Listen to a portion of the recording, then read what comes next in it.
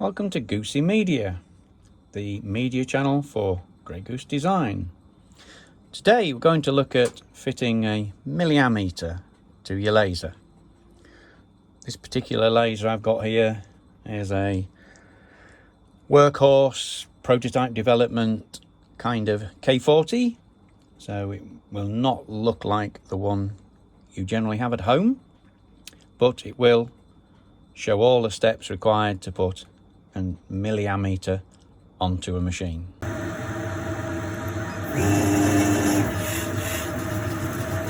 Very important to make sure you get DC, not AC, and very important you get milliamps, not amps. 0 to 30 more than adequate for any machine under about 100 watt.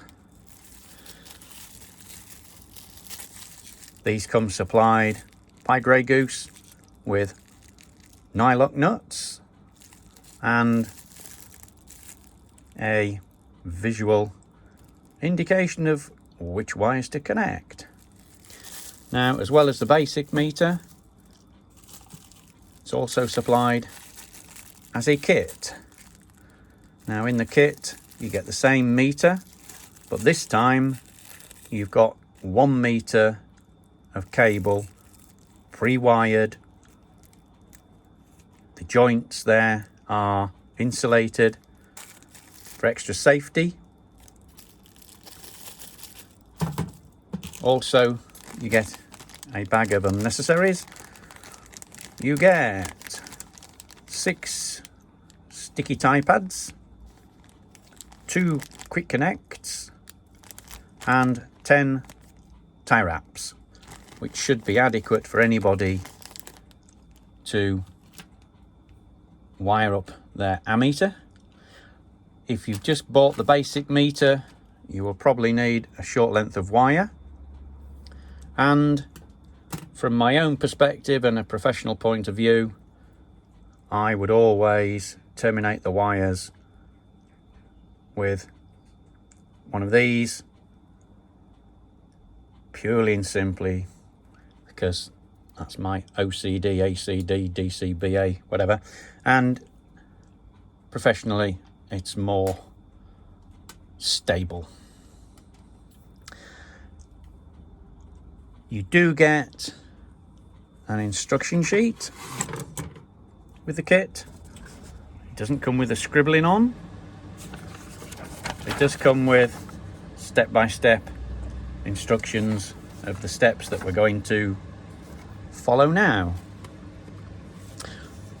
In addition, you will need some hand tools. You will certainly need wire cutters of some form, a screwdriver with a flat blade. You might need a punch for punching the hole, a starting point for the holes for the mounting of the ammeter, a suitably sized drill,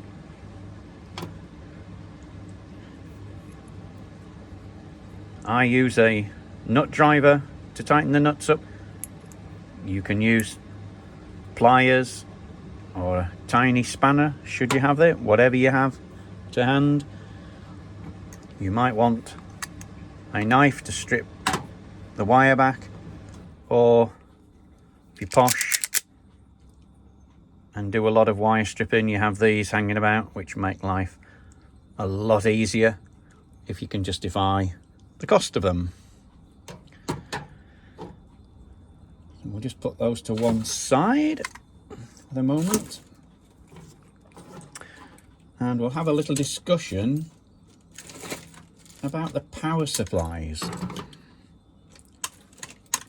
There's a lot of misinformation that goes on about the power supplies, but first we'll look at how the ammeter's wired in. Basically, it sits between the neutral end of your tube and the power supply. Generally, it is a black wire and it's thin. The other end of your tube is almost inevitably a red wire and a lot thicker because it's supplying up to 25,000 volts to this end of the tube. There is some theorists out there that when you come to do this, you must turn your machine off and leave it for 2 hours or else you'll get zapped. Not right. The power supplies do not hold any capacitive charge. The tube, however, might hold a small charge, but that's easily dealt with by, when we undo this connection, grounding it to the case of your laser. And we just have a look, because again, lots of discussions go on about how much power you need. Most people start by quoting percentages. Percentage power. What percent do you use? Well, in all honesty, absolute load of rubbish, because it's a percentage of what? The good old blue power supply can pump out up to 20 milliamps.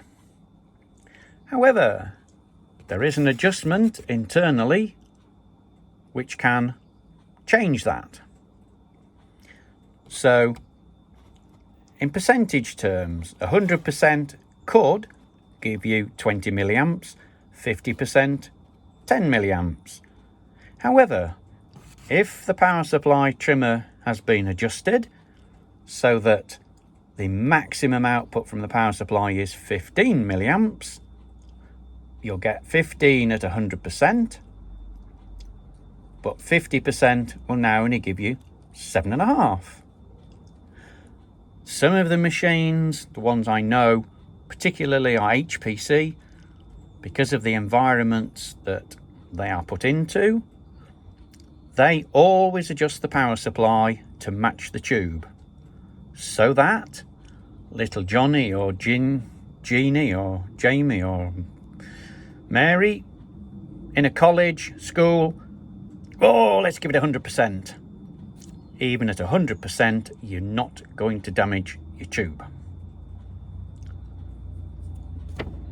One of the issues with Chinese, they tend to quote tubes by their peak power.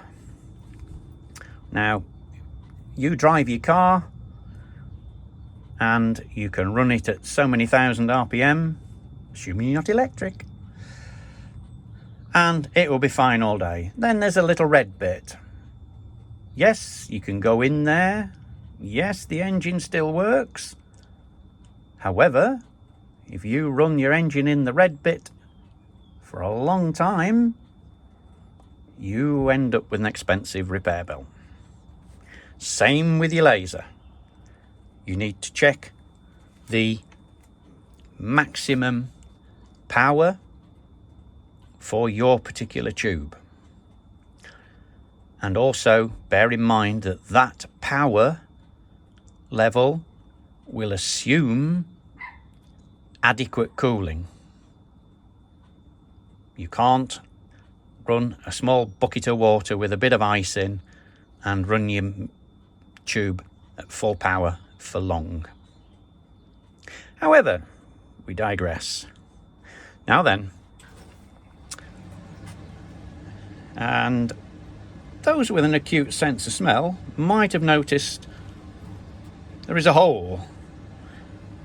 This machine did come with a little Doddy Diddy Men milliamp meter, so I couldn't reverse engineer it, but for the purposes of this video, assume that hole doesn't exist. So the milliammeters do come with a couple of templates to aid cutting out.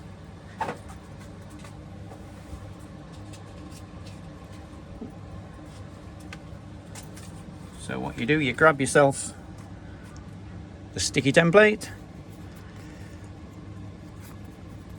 then you have a battle to get the backing off without, so you need long nails for this. Then you place a template where you want your meter to go. We'll pop it there. That then gives us the hole to cut and the points for drilling the mounting screw holes. And then we take our trusty little punch.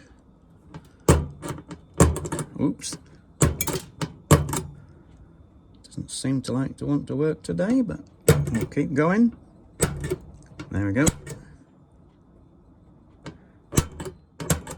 That's what you get when you buy quality Chinese tools.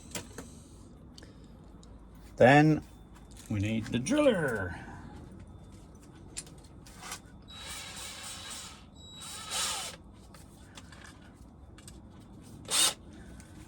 And we'll just pop a couple of holes out.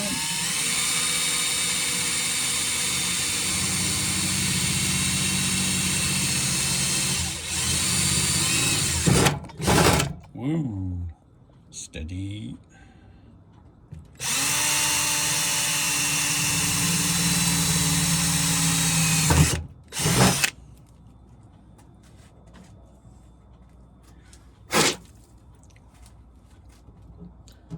And you can now remove that. For the purposes of this exercise, we'll use the kit version. That comes nicely pre-wired and pre-insulated.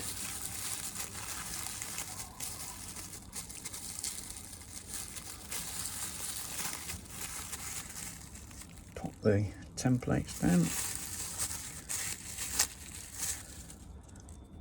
And as you can see, it comes with a sticker, so even the deaf can figure out which way around to put it.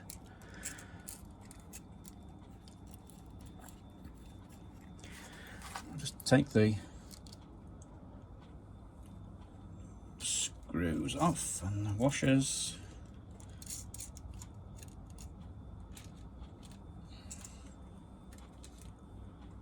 And what we'll do is just cut. Oops, screwdriver's done a runner.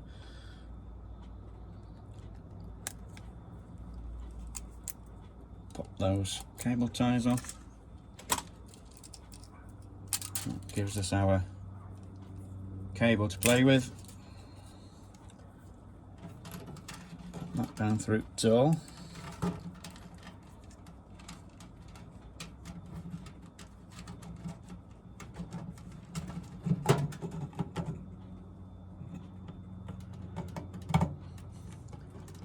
And what you then find is you've put the wrong size drill in. Made life a little bit difficult. Meanwhile, back at the ranch. Moving on, we'll now thread the wire from the meter, and those with an acute sense of smell will also notice another small continuity error. Prizes. Well, there isn't one, but you can put it in the comments. And we'll get this fixed in place. Put the washer on the correct way round, because washers are two-sided. Some people, it doesn't matter. For me, it does.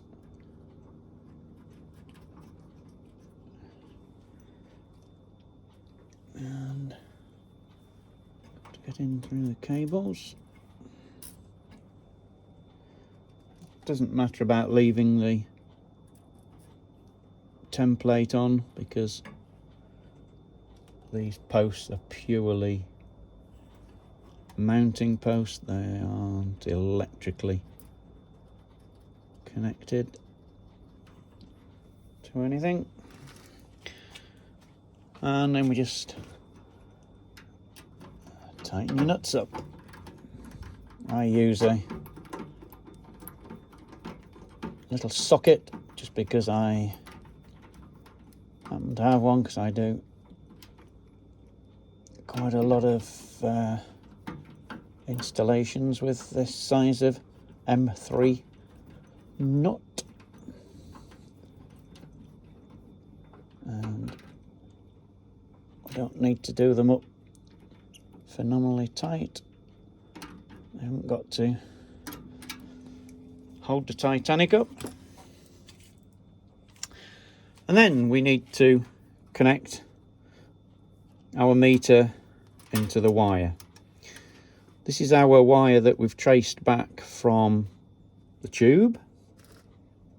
So we just unscrew that from there. Now obviously that has to connect to the meter as per the diagram. So this is the wire connects to the plus side of the meter, and for the benefit of the deaf, there is a sticker on. And as I said, those with an acute sense of smell will have noticed there's a bit of sticky tape on here, because this is Deja 2, where I did this and then realised I had slightly goofed up, not majorly. It's just that the camera wasn't pointing in the right place, so I was merrily talking away, explaining what I was doing, and you couldn't see a damn thing. But hey ho, we all make mistakes, as the hedgehog said, climbing off the upturned scrubbing brush.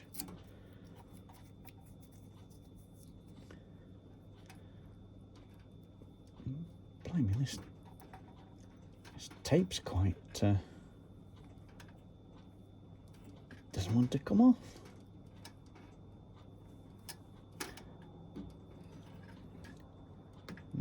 Talk amongst yourselves a moment while you're watching idiots at work.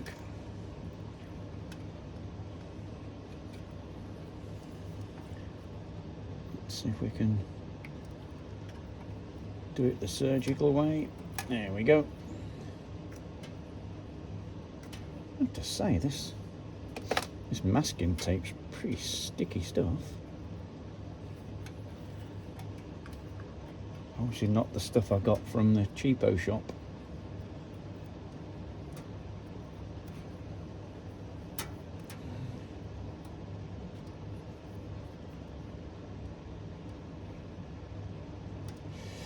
There we go. So we need to join this wire to this wire, and the kit contains a neat little connector for doing just this. All you do is pop the levers up and pop the wire in, press the lever, pop the wire in. Oops. And make sure it goes all the way to the back, and then that's joined together. Then we grab, just for my peace of mind, we will grab these and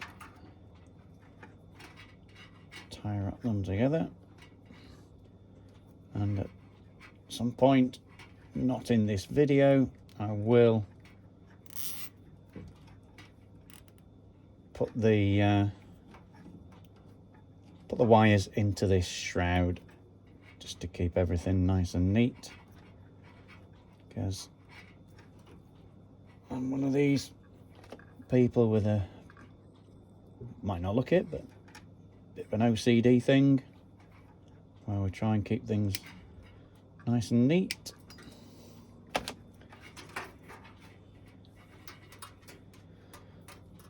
So then the wire that comes from the meter now goes into the power supply, where we removed the wire earlier. Here's the, just screw that in. It's nice and tight. As I say, this I will tie these in to this at some point in the future. Tie that onto there, because we don't want all of these wires hanging off there, but for the purposes of the film we can skip that step for now, just to show that the things work.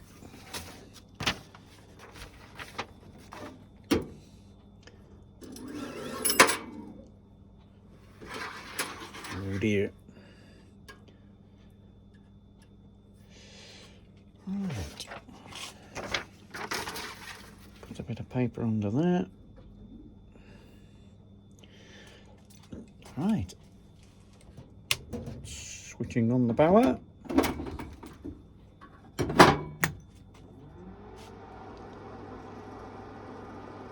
We've got our laser enabled.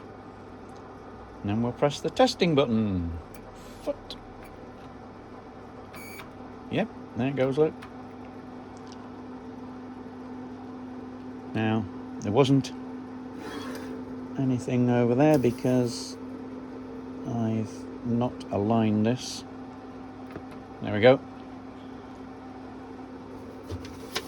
It does. There's a hole in my paper. Anyway, there we go. There's how to install your milliamp meter, which is a vitally important piece of your laser. If you've liked the video, please give it a thumbs up. If you like it so much that you want to hit the subscribe button, please feel free. Comment. I'm sure there will be comments. I am not an expert. I don't claim to be, but I have been around a long time and used lasers quite a long time. Thank you very much, and we'll see you in the next video.